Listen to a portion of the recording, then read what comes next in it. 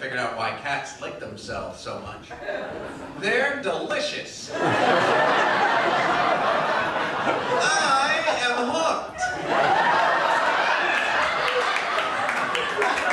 I've got 2 out in the car. I hope nobody messes with it. So I recently bought myself a new car, and if you buy a new car, you'll learn a lot about yourself. For instance, I learned that if you spill a Pepsi on my new upholstery, I'll actually get down and suck the soda right out of the factory. Like some kind of Scotch Guard vampire. And I needed a new car. My last car had 210,000 miles on it.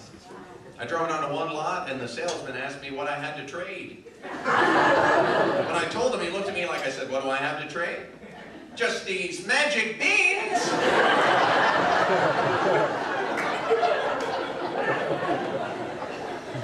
My friend just traded in an El Camino, which is the spork of motor vehicles. He trades in a spork car, and of all things, a Mini Cooper. And he's already had an accident in it. You know, as small as they are, they've got 8 airbags.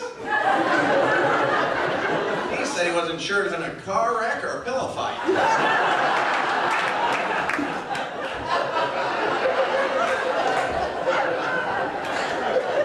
A dependable car is a must. There's nothing in your life that's as traumatic as your car breaking down, leaving you stranded on the side of the road. Nothing except for losing a loved one. I lost my mother this year in a poker game. She wasn't my real mother. I won her playing craps. I was recently in a horrible car wreck. Some maniac smashed into me from behind, damn near broke my neck.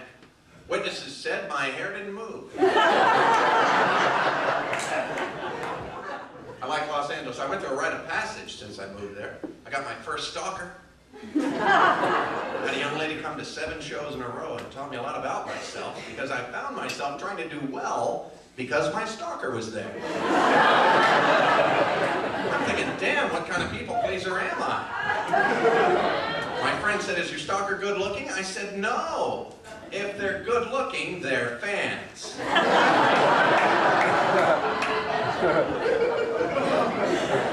Dating is hard anywhere, but I think it's especially hard in Los Angeles. And I'm not proud of it, but I broke down. I got the number of a call girl from a friend of mine. I phoned her, I introduced myself. I said, "I got your number from so-and-so." She said, "I'm sorry, I can't fit you in." I said, "Who have you been talking to?" I owe somebody lunch.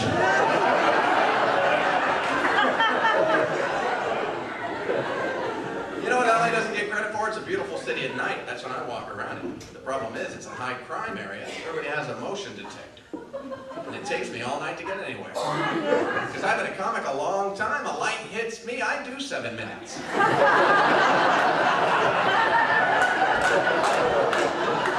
Bing! Hey! Cats are delicious!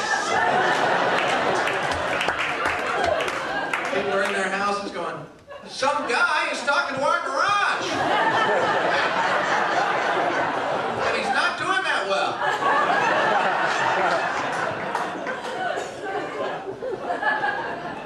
If you're gonna mess with people, don't mess with people that are under distress. Because they'll try to kill you. I learned that at Denny's. On a busy Sunday morning. One of those mornings when as soon as they empty one table, they seat you right where the last party was. And you have to sit in those vinyl seats right in someone else's butt heat.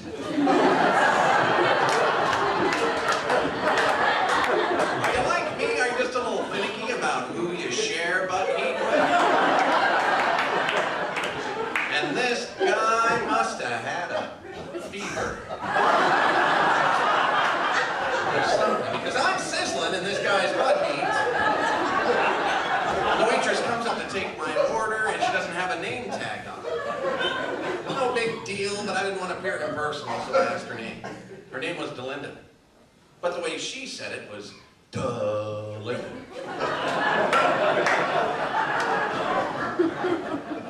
So when she asked what I wanted, I said, French toast. And she poured poured hot coffee in my lap, momentarily taking my mind off the butt heat situation. The only person that you can safely mess with at Denny's is the hostess, because she doesn't have anything sharp, she doesn't have anything hot. Pretty much all she's got back there is crayons. When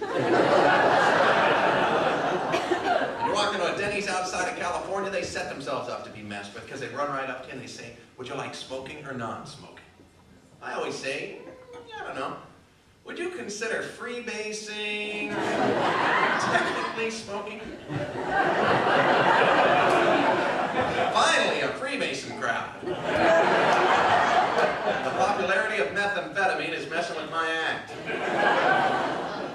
I'm sick of anti-drug commercials on my TV because they don't work, because they don't tell you the simple truth of the matter, which is anything outside of moderation will kill you. Butter killed my uncle. My aunt smeared it on the stairs, but it killed me. And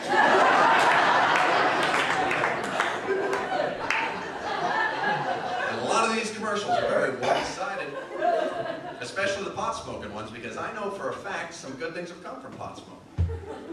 A lot of these jokes.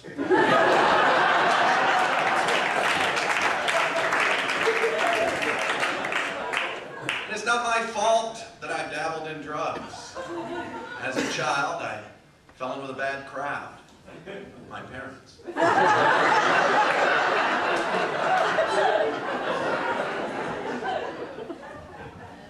get out of here. My time is just about up. My goal in life has always been to pet every dog and see every breast. Wait a minute, ain't that see every dog? That's been a lot of fun. Thank you very much.